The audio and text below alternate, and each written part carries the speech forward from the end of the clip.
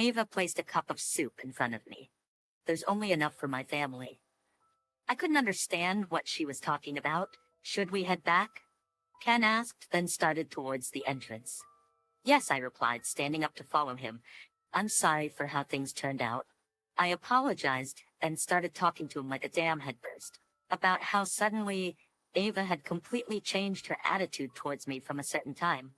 My name is Hannah McKinley. I'm a 56-year-old housewife. My husband's name is Ken. Ken and I used to work at the same company. It was a classic office romance. I was in accounting and Ken was in sales. Our departments were different, but he would often come by the accounting office. Ken would distribute souvenirs from his trips to our department. He was thoughtful and kind. Whenever I visited the sales department for receipt verification, Ken was always the first to assist me. Even when he wasn't at fault, Ken would always apologize. He was sincere and had a gentle smile. I was secretly attracted to him, but too shy to make the first move, so we remained colleagues for a while. Then one day it was discovered that an employee was mishandling receipts. Ken cooperated with the accounting department, helping us get to the bottom of it. After resolving the issue, he invited me to dinner. I thought it would be a group outing, but it turned out to be just the two of us. I was surprised but more so delighted. Dinner with Ken was so enjoyable that I lost track of time. We shared a love for things like balancing the books perfectly, and our hobbies and thought processes were similar. After that, we went out to eat several times and started dating. About 6 months into our relationship, Ken proposed to me.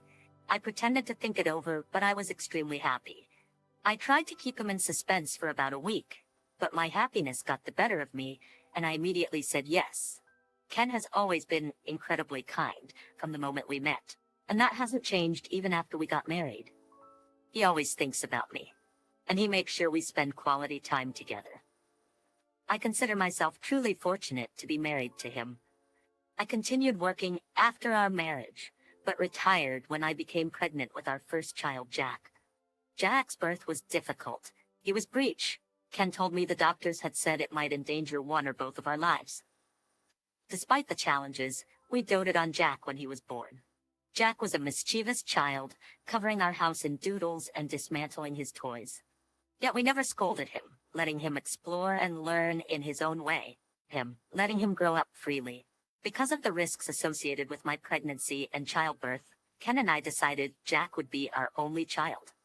That is why he was our precious treasure. During his kindergarten and early elementary years, he was quite unruly, often causing his teachers a lot of trouble. They warned us about it numerous times. However, as he moved into the upper grades of elementary school, he began to show more discretion and behaved more appropriately.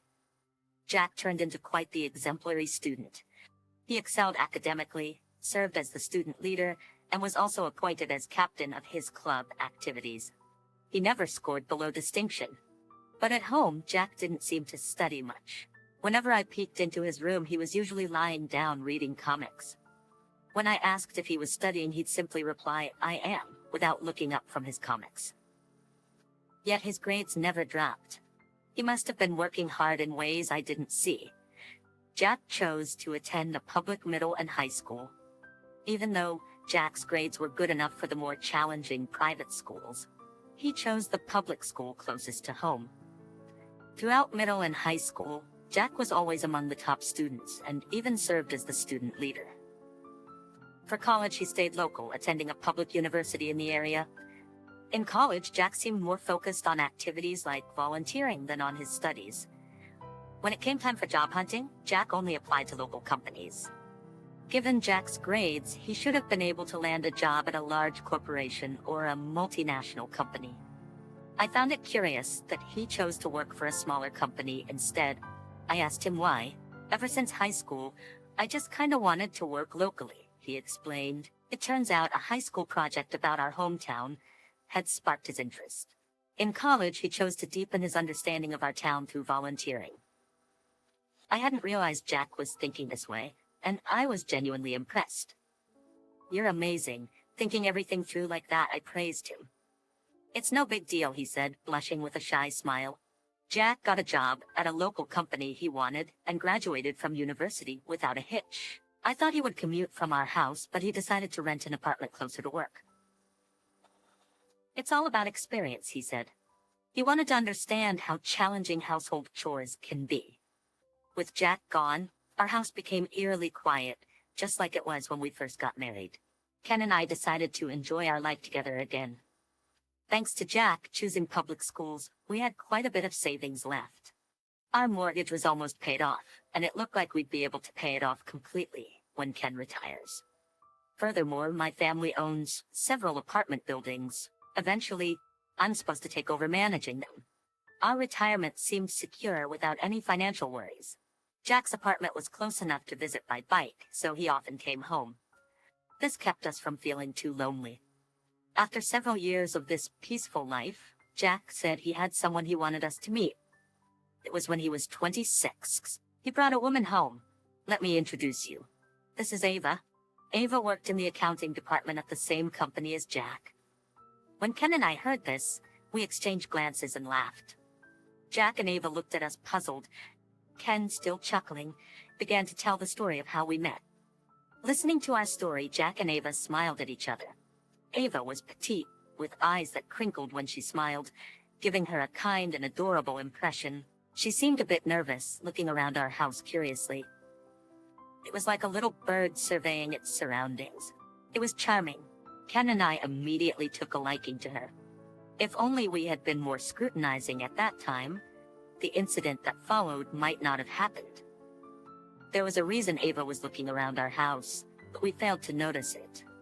Nice to meet you, she said with a pleasant voice that made me think Jack was lucky to have her.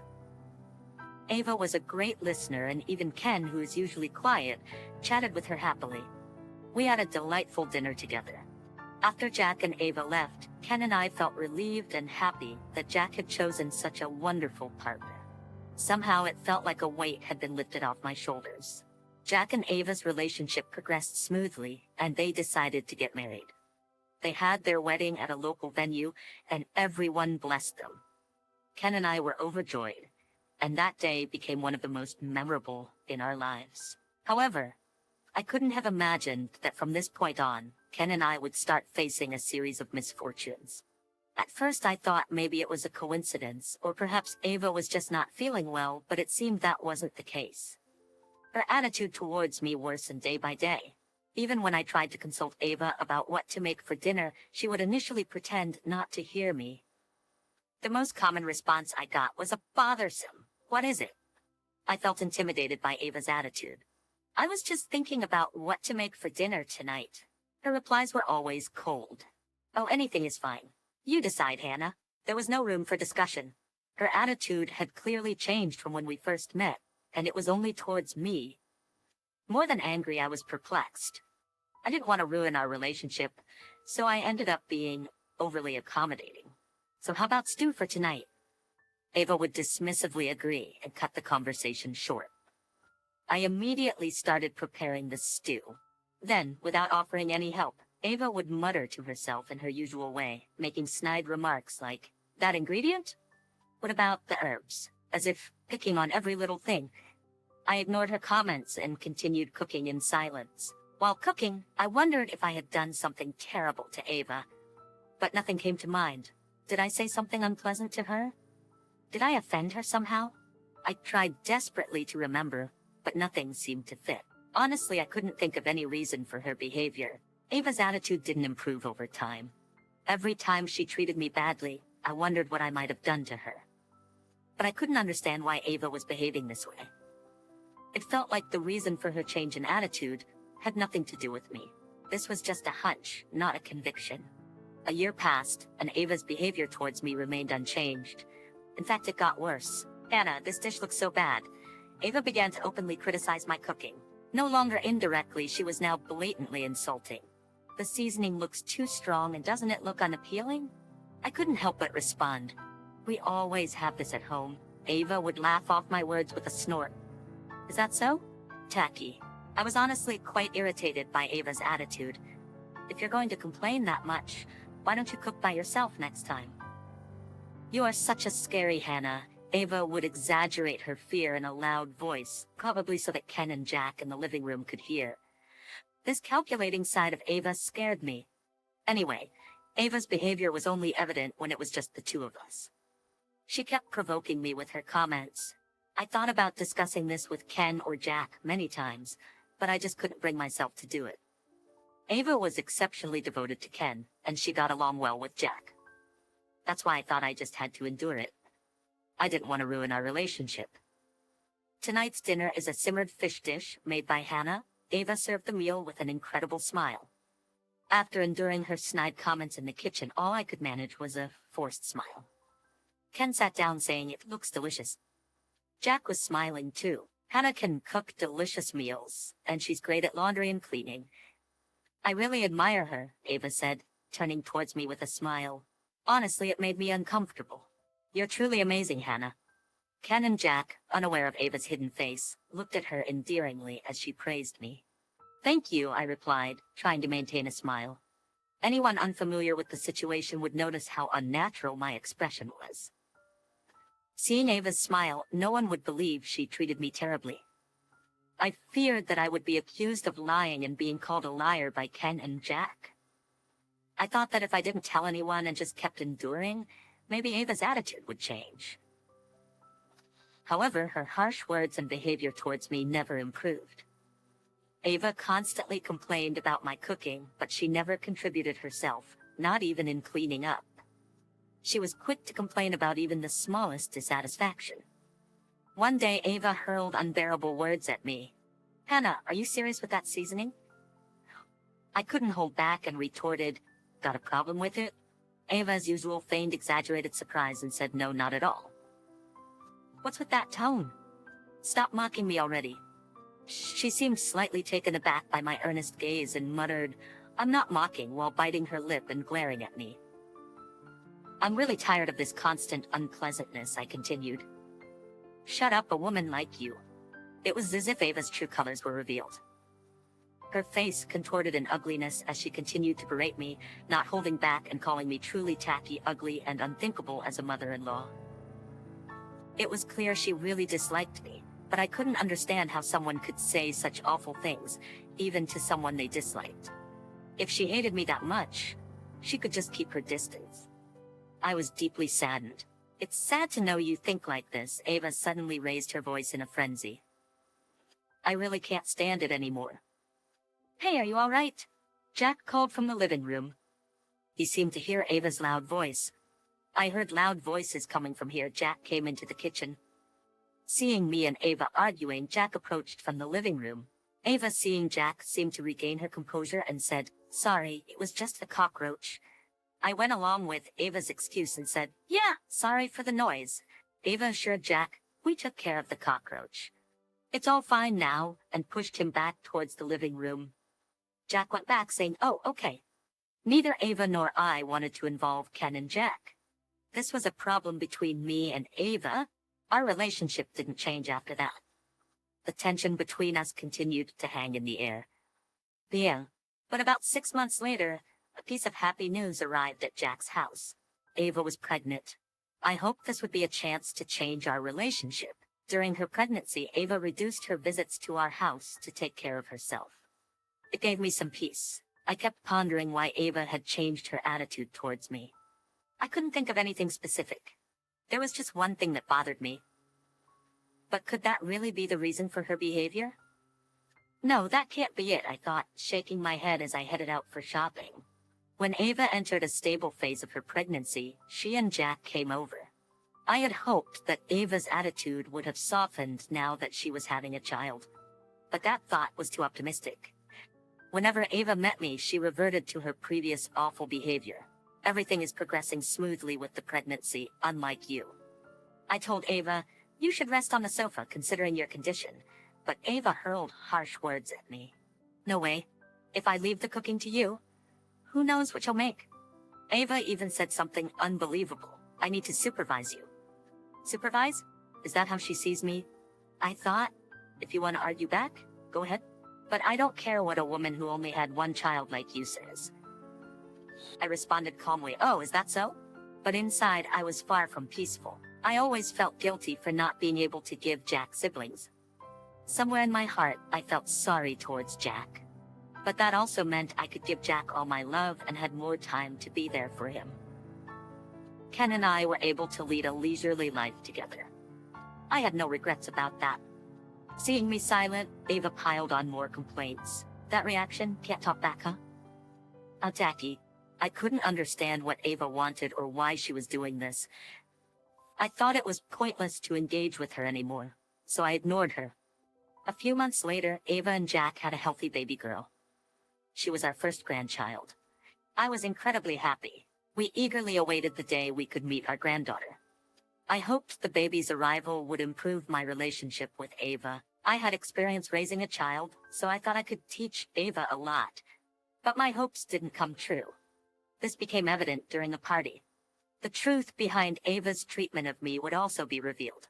A week after Ava and the baby were discharged from the hospital, Ken and I rushed to Jack's apartment with gifts for the newborn. Ken and I brought a plethora of presents for our granddaughter: a swaddle, a baby carrier, diapers, formula, and more.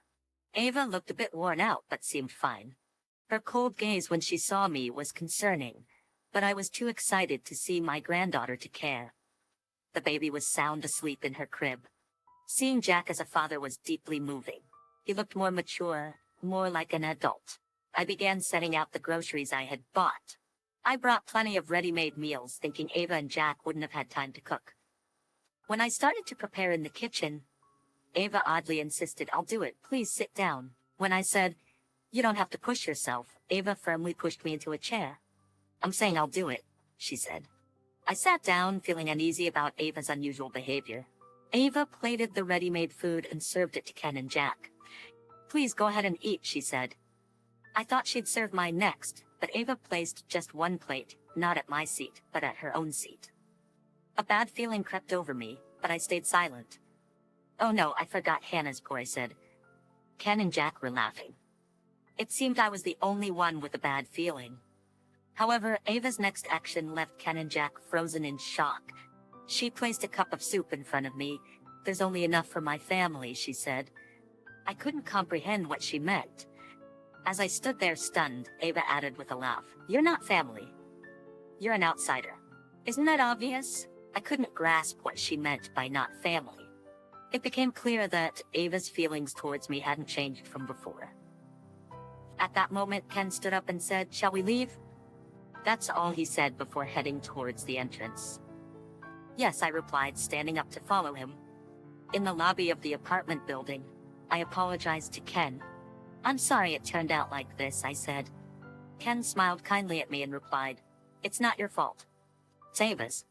I told Ken everything, like a dam had burst. How Ava suddenly changed her attitude towards me, and how she pretended to be friendly in front of Ken and Jack. Ken looked into my eyes and nodded slowly. I asked why he believed me so readily. Well, I never imagined Ava would do such a thing. I thought the same would be true if I were in Ken's position. Ava had been that convincing. You wouldn't lie, especially not to put someone else down. Ken trusted me. That made me very happy. Ken murmured to himself, "As her husband, it's unthinkable not to believe Hannah." Tears started to well up in my eyes.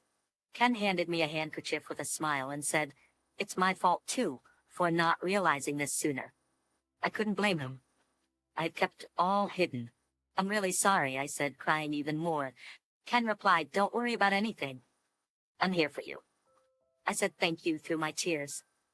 Ken's dependability and kindness moved me deeply. Just as we were about to leave the lobby, my phone rang. It was a call from Jack. Feeling guilty for ruining the celebration of our first grandchild, I answered the phone.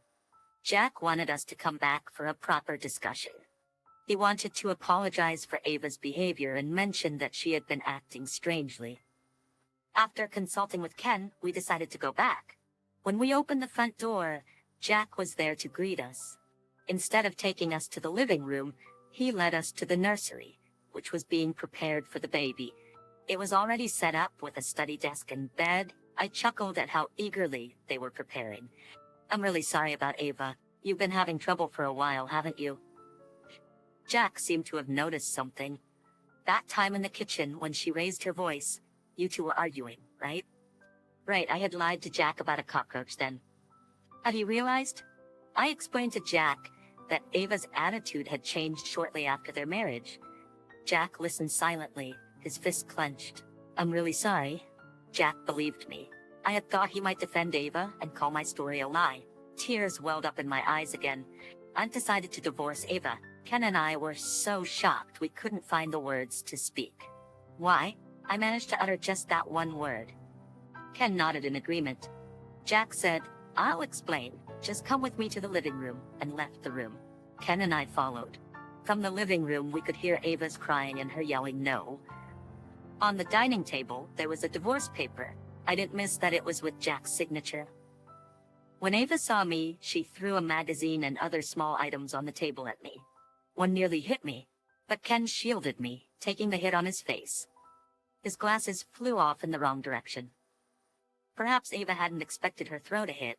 She stood there, eyes wide open, frozen in place. I looked at Ken and saw blood trickling from his temple. Jack's face twisted in anger as he approached Ava and restrained her hands. "Do you even realize what you've done?" Jack's voice boomed like I had never heard before. Ava collapsed to the floor as if her legs had given out. "I'm not wrong. It's not my fault. It's that woman's fault," Ava repeated in a daze. Jack looked at me sadly. "Right after we got married, Ava came to see you, remember?" I tried to recall which time he meant. Then it hit me, the odd feeling from that visit. Right, Ava had come to see me alone. She had asked me for a loan. That was something Jack didn't know about. So I told her first, talk to Jack about it. She agreed and went home quickly. Since she never came back to discuss it, I assumed it was resolved. I'd kept this to myself, so Ken was unaware. I'm sorry I kept quiet. I didn't want to upset Ava. Sucking up like that really ticks me off. Ava suddenly lashed out at me. She spoke so crudely. About that loan, Ava had taken out another loan to pay it back. Jack continued, revealing Ava's spending habits. She had always been extravagant with money. She preferred expensive food ingredients and loved brand-name goods. Even when Jack met her, Ava was in debt. He had talked to her about not taking any more loans. He said he couldn't be with her otherwise, and she had agreed. I remember Ava apologizing tearfully back then.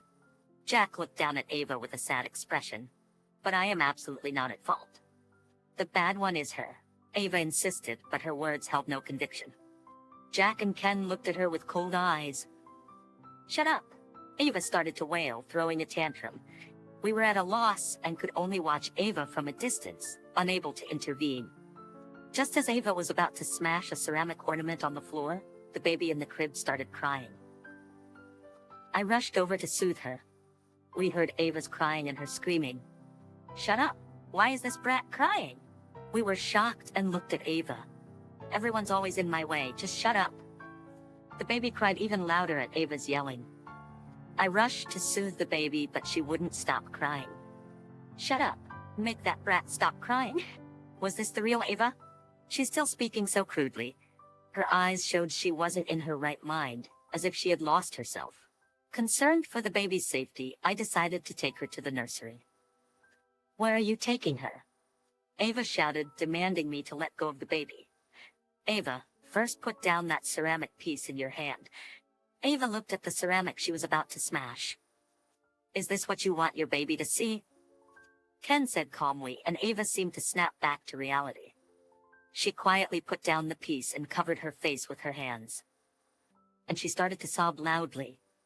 In the end, Ken and I decided to take care of the baby for the day and let Jack and Ava talk things out. The next day, Jack came over. He looked worn but somehow relieved. In the living room, Jack shared a harrowing story with Ken and me. It was a terrifying revelation. It was about Ava's severe spending habits. Despite Jack's attempts, her spending didn't improve. But it got worse. She had repeatedly borrowed money from various sources, and it turned out she had her sights on our assets. When I heard this, I understood why Ava had been looking around our house the first time she came. She was checking if we had valuables or if we were wealthy. She tried to get money from me, but she harbored a grudge when I refused. That's when she started treating me harshly. I shuddered, not out of malice, but because I wanted them to discuss it as a couple first. Ava took it the wrong way. But Jack's story didn't end there. Recently, Jack noticed something off about Ava, so he hired a private investigator to look into it. The investigation revealed Ava's infidelity. But that's not all. Ava was conspiring with her lover to steal Ken's life insurance money after his death.